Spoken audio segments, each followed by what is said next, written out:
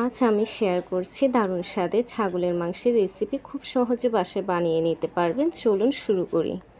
প্রথমে মাংসের সাথে মেখে নিচ্ছি আদা বাটা, জিরের গুঁড়ো, ধনিয়ার গুঁড়ো, হলুদ গুঁড়ো, মরিচের গুঁড়ো, মাংসের মশলা, টক দই, জয়ফল, স্বাদ মতো লবণ, চিনি আর সরিষার তেল।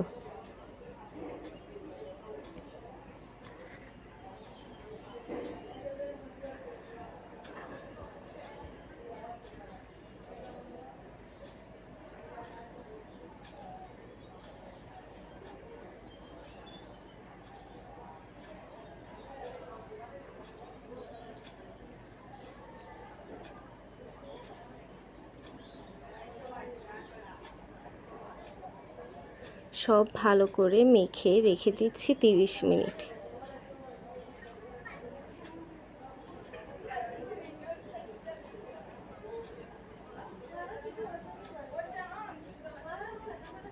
এদিকে কড়াইতে তেল গরম করে পেঁয়াজ কুচি দিয়ে হালকা বাদামি করে ভেজে নেব।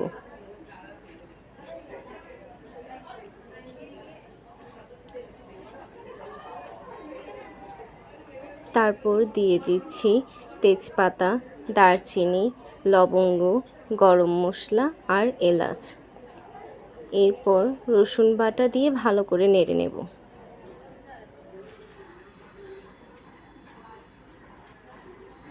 এবার মেখে রাখা মাংসটা কড়াইতে দিয়ে দেব। অল্প পানি দিয়ে ধীরে ধীরে ভালো করে কষিয়ে নেব যতক্ষণ না মশলার তেল ছাড়ে।